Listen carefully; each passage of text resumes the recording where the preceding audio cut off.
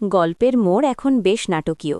একদিকে যেমন স্বাক্ষর প্রতি বস্তির মানুষের ভালোবাসা ফুটে উঠছে, অন্যদিকে বড়লোকের বাড়ির অহংকার আর রাজনীতির কুৎসিতে রূপও সামনে আসছে। ঝিল যখন স্বাক্ষর শরীরের স্বাস্থ্যের কথা ভেবে তাকে বেশি রিচ খাবার খেতে বাধা দিচ্ছিল, তখন সাক্ষ্য বেশ মজার ছলে আর জেদ করে বলে ওঠে, আমার তো মনে হচ্ছে আমি ডাক্তার না, তুমি ডাক্তার। আজ আমি এই সব কটা পদ খেয়েই ছাড়ব। ঝিলের শাসনকে উপেক্ষা করে স্বাক্ষর এই ভোজনরসিক রূপ বস্তির সবার মুখে হাসি ফোটায়।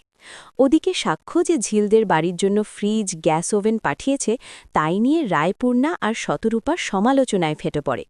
সাক্ষর দাদু আফসোস করে বলেন যে তারা তো বিচ্ছেদের সব ব্যবস্থাই করে দিয়েছিলেন, তাও সাক্ষ্য কেন ঝিলকেই বিয়ে করল। রায়পূর্ণা ঘৃণা ভরে মন্তব্য করে, বুঝতে পারছেন না, এসবই ঝিলের টাকার লোভ। সুবলা যখন প্রতিবাদ করে বলে যে ঝিলদের টাকার অফার করা হলেও তারা তা ফিরিয়ে দিয়েছিল, তখন শতরূপা তাকে থামিয়ে দিয়ে অপমান করে বলে, তোমার এত গায়ে লাগছে কেন, ও তোমার শ্রেণীর লোক বলে।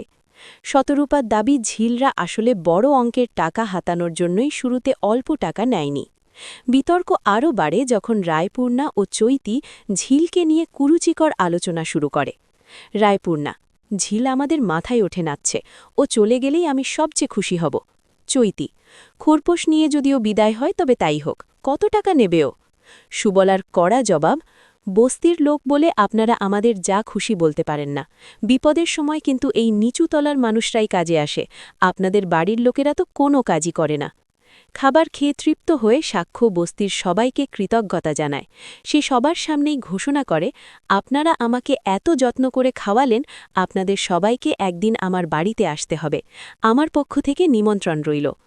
ঝিল ভয় পায় যে তার পাড়ার সহজ সরল মানুষগুলো ওই বড় বাড়িতে গিয়ে অপমানিত হবে। সে সরাসরি বাধা দিয়ে বলে সে চায় না যে ওরা ওখানে যাক, কিন্তু সাক্ষ্য ইতিবাচকভাবে ঝিলকে বোঝায় যে সব বাড়িতেই যেমন খারাপ মানুষ থাকে, তেমনি ভালো মানুষও থাকে। স্বাক্ষরের আন্তরিকতায় মুগ্ধ হয়ে বস্তির সবাই সানন্দে রাজি হয় তার বাড়িতে যাওয়ার জন্য। এখন দেখার বিষয়, ঝিলের পাড়ার এই মানুষগুলো যখন স্বাক্ষরের অভিজাত বাড়িতে পৌঁছবে, তখন রায়পূর্ণা আর শতরূপা তাদের সাথে কী রকম ব্যবহার করে।